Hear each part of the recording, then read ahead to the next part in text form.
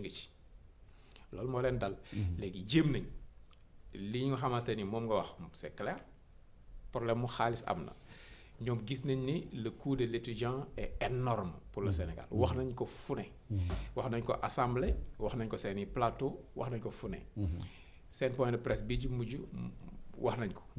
mënuñu fay plus de 100 milliards pour ay bourses kese ci jamono joo xamante ni Côte d'Ivoire fayul sax 30 milliards. am na beneen réew bu ñu wax ne fayul 20 milliards. xam nga beneen la xaw ma Togo donc léegi kon loolu moom mooy li nga xamante ni moom mooy seen politique maintenant dañu mbëkk ci benn mur boo xamante ni résistance bi xaaruñu woon ne dina yegg fii étudiants yi nee na ñoo bañ kenn du laal seeni acquis ba kenn ci ñoom dee na ci léegi naka ngay def. il faut nga xoolaat mbir bi léegi nag ñi ñu yóbbu woon point de presse pour man ñoom bon dafay wane ne rek nekk ministre en Afrique c'est très compliqué parce que patron tout le temps balaa ngay def sa liggéey wala ngay xool yow li dëppook say conviction nangam ak sangam sa patron ngay njëkk a satisfaire donc ñëw nañ pour raxasu setuñu ñëw nañ pour protéger régime bi mais bon dem nañ au charbon mais ñoom la ñuy sacrifier da ngay gis ne après ñoom. seen patron yi dinañ xool nu ñu amee beneen discours. communication bu ñu am beneen communication boo xamante ni ñoom tey. ñoom ñooy nekk les dindons de la farce. oui d'accord bon Balde man ma ñëw si bon communiqué conseil des ministres peut-être parti bi président ak premier ministre wax si crise universitaire bon le président après bi mu joxe kii yee njaalam la famille d'Abdoulaye Ba le chef de l'État demande d'aligner le système d'enseignement supérieur et de recherche au niveau des meilleurs standards. Internationaux. Il instruit le gouvernement d'asseoir un dialogue permanent avec toutes les composantes de la communauté universitaire afin de respecter les calendriers académiques et les prescriptions du système LMD ainsi que les règles de gouvernance administrative, budgétaire et financière des universités publiques et centres des œuvres sociales. Enfin, il insiste sur la nécessité d'accélérer le processus de validation consensuel des recommandations issues des concertations portant sur l'agenda national de transformation de l'enseignement supérieur, de la recherche et de l'innovation. Donc gannaaw njaalam foofu le président yam maintenant le premier ministre moo xaw a gën a wax ci li xew à l'université donc bon voilà alors évoquant la situation dans les universités et particulièrement celle de Dakar. Le Premier ministre a d'abord exprimé sa profonde tristesse à la suite de la mort tragique de l'étudiant Abdoulaye Ba et présenté ses condoléances à sa famille, à la communauté universitaire et au peuple tout entier. Il a déploré l'usage de la violence et invite le ministre de la Justice à veiller aux suites judiciaires et afférentes en établissant toutes les responsabilités en général et les circonstances de ce décès en particulier. Le Premier ministre a noté la nécessité de poursuivre les réformes engagées des universités et a encouragé le ministre de l'Enseignement supérieur, de la Recherche et de l'Innovation dans ce sens. Il a également demandé au ministre de l'Intérieur et de la Sécurité publique de continuer à veiller à la sécurisation et à la pacification complète des espaces universitaires. Donc li ngay wax ñoom quand même dugguñu ci biir dénoncé wuñ doxalinu étudiant. waaw mais fii mën nañ fi regretter dara. mooy xam nga. événement bi dafa grave. grave boo xamante ni président dafa waroon def sortie moom ci boppam déjà ñi ñu yónni ñi wax. ay responsable lañ ay kilifa lañ mais du ñoom ñoo war a wax ci circonstances yu ni mel. mais ñoom la concernant le ministre de l'enseignement supérieur le ministre de l'intérieur peut-être de la justice. waaw mais moom ñoom la concerné bu dee ay problème la yoo xam ñu ngi koy gérer. sectoriel quoi ci ñu ngi koy gérer université lu normal la fa def mais bu ñu demee ba décès am fa ba mort am fa. président dafa war a génn wax ak askanam wax ak étudiants yi loolu c'était la moindre des choses. président si boppam dafa waroon def sortie ci jour boobu. bi mu fi dalee ci Balla Gaye Abdoulaye Wade dafa woo benn équipe mobile bu RTS def sortie ci jour ci saasi wax ak étudiants yi.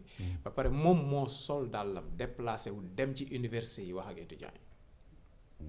bi Abdoulaye Wade di yokk bourse yi en 2002 ou 2001 mu ngi ko defee déclaration bi université Gaston Berger de Saint-Louis moom ci boppam moo dem ba ci amphi bi toog étudiant toog jàkkaarloog moom.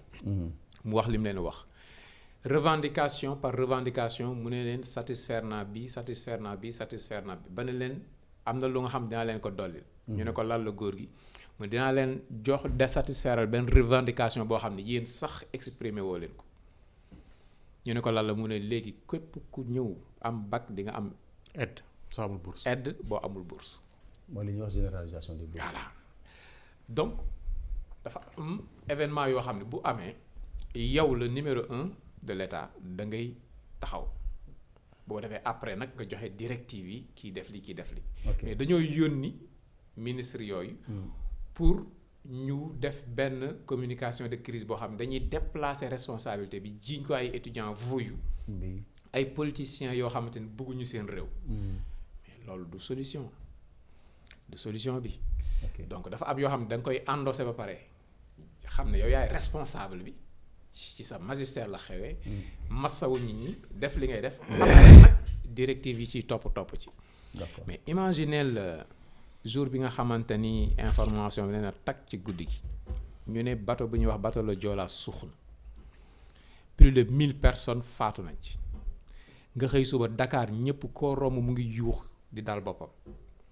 ñu ne yamul rek ci ay sénégalais yu faatu yeneen nationalité faatu nañ ci mais delluwaatal ci discours président Abdoulaye Wade ci jamono jooju naka lañ ñëwee pour endosser toute la responsabilité en tant que président de la République wax devant les Sénégalais et la communauté internationale assumer ko jóge fa wàcc Ziguinchor premier ministre wax ne dinañ leen indemniser à telle hauteur mu ne non doubler ko xam nga dafa am moment yoo xamante ni c'est symbolique quoi. dafa am moment yoo xamante ni président da nga koy marqué.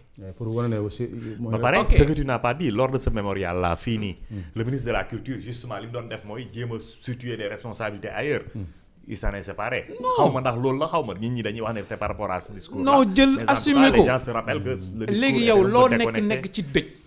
lu mu metti moo xam sénégalais nga moo xam doo sénégalais di nga ne ah ce chef d'état là. oui jël na problème bi à cœur. assumer na ko.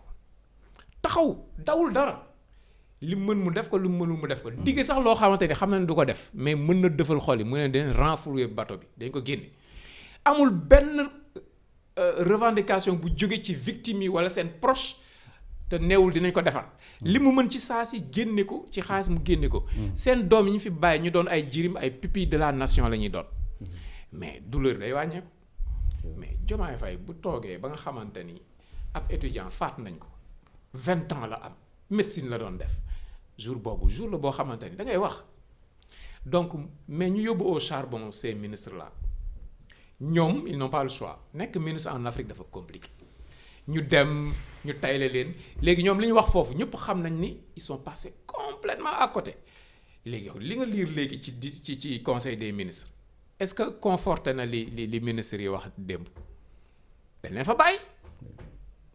premier ministre li mu wax ak li Bamba Cissé wax xam nga bokkuñ léegi ñëpp ñu jege premier ministre da ngay gis dañuy am fit nag jël les mêmes éléments de langage pour wane étudiants yi ekkee ñu ngi seen wet justice sera faite nangam ak sàngam mais ki nga xamante ni moo ci gën a nelaw ci affaire bi c'est le président Diomaye Faye moo waroon a génn wax waroon génn d'accord